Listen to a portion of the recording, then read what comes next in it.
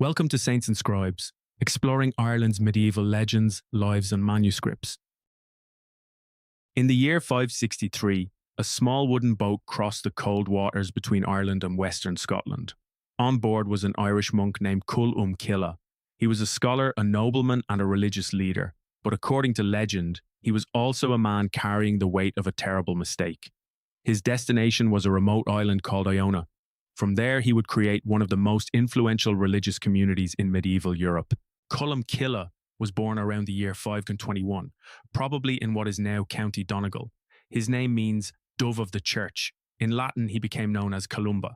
He belonged to the Cenél Conaill, a powerful branch of the northern Nail dynasty. This meant that Colmcille was not born into poverty or obscurity.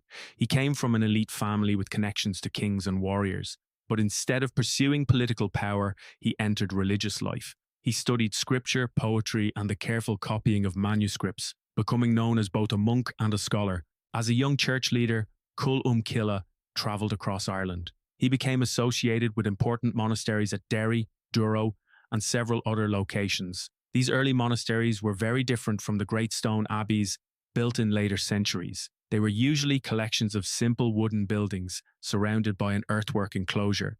The monks prayed, farmed, welcomed travellers, and copied religious texts by hand.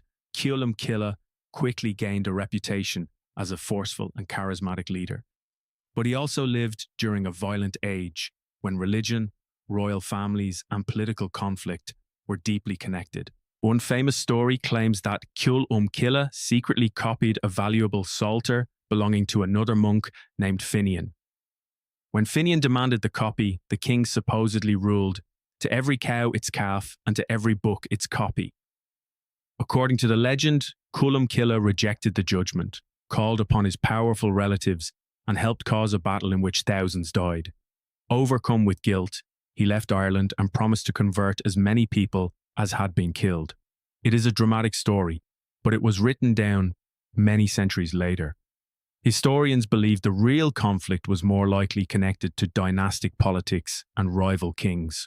Whatever the reason, Colmcille departed Ireland and sailed for Iona. Iona was a small island off the coast of Mull. To modernise, it appears remote, but in the 6th century the sea was a great highway. From Iona, boats could travel easily between Ireland, western Scotland, the Hebrides, and the lands of the Picts. Colmcille founded a monastery there with a small group of companions. The community lived in wooden huts, worked the land, studied scripture, and followed a strict rhythm of prayer. Iona soon became more than a monastery. It became the centre of a growing network of churches and religious settlements. Colmcille travelled through western Scotland and into Pictish territory. He met powerful rulers, including the Pictish king Bride. Later stories describe miraculous doors opening before him, dangerous creatures retreating at his command, and storms becoming calm through his prayers. These accounts were written to demonstrate his holiness. Behind the legends, however, was a skilled diplomat. Colmcille understood the world of kings because he had been born into it. He used family connections, political influence, and religious authority to protect his community and spread Christianity. Colmcille remained the abbot of Iona until the end of his life. According to his biographer Adam Nan, the elderly saint spent his final day blessing the monastery and working on a copy of the Psalms. That night he entered the church alone. The other monks later found him kneeling beside the altar. He raised his hand in a final blessing and died on the 9th of June, 597. Cille's greatest achievement was not a single miracle or conversion. It was the community he built. From Iona, generations of monks travelled across Britain and Ireland. They founded monasteries, taught kings, recorded history, and created extraordinary works of art and scholarship. More than 14 centuries after his death, Colmcille is still remembered as one of the great saints of Ireland and Scotland, a man who left his homeland and transformed a small island into a centre of faith, learning, and power. If you enjoyed this first episode, subscribe for more stories from medieval Ireland's saints, scholars, scribes, and monasteries.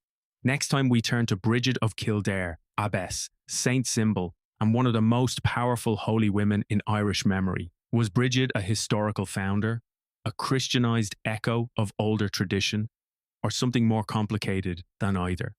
That is where we will go next.